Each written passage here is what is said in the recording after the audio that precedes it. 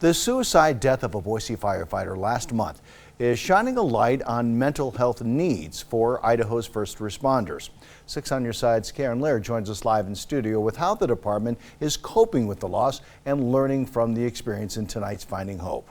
Well, Don, Tuesday, May 21st is a day most Boise firefighters will never forget. Early that morning, firefighters at Station 6 discovered senior firefighter Charlie Ruffing died by suicide while working overnight. And now first responders from across the valley are banding together to open up about their own struggles with depression and post-traumatic stress injury, leaning on each other for support and strength.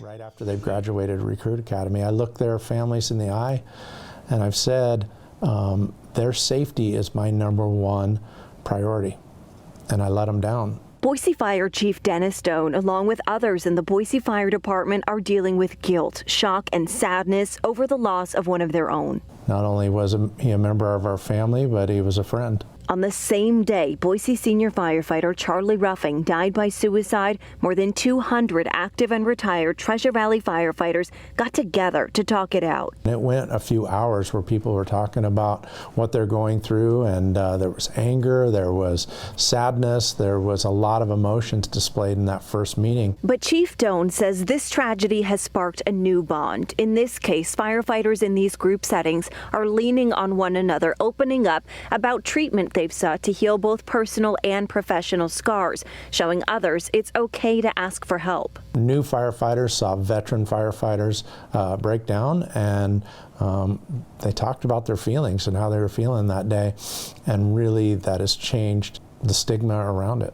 Other firefighters are seeing that it's okay to seek treatment, that it's okay to not be okay. That's where Lisa Johnson steps in, working closely with first responders for 20 years, and now the go-to counselor for many departments across the Treasure Valley seeking help with what is called post-traumatic stress injuries. They don't just go to one traumatic call, they go to thousands of traumatic calls, things we can't even imagine.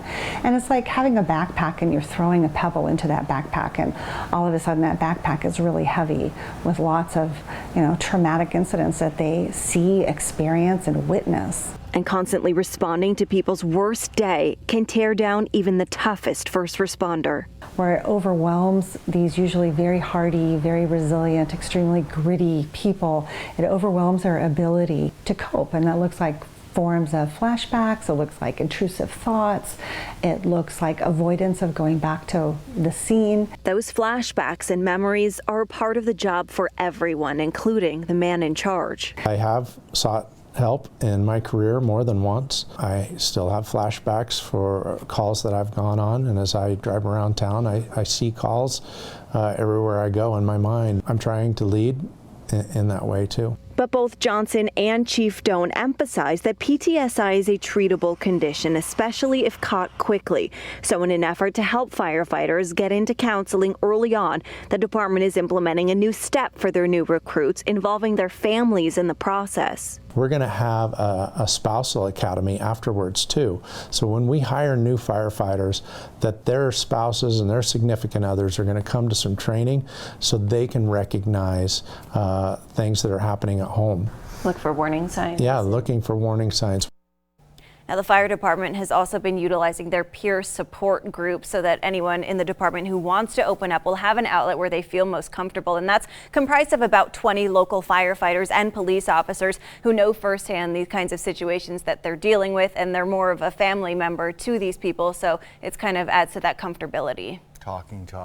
Now, Karen, is there a difference between PTSD and PTSI? So clinically, they are the same thing, but the PTSD disorder, it kind of adds that stigma that there's something wrong with you when these are in fact psychological injuries that can be treated. All right, thanks for the report.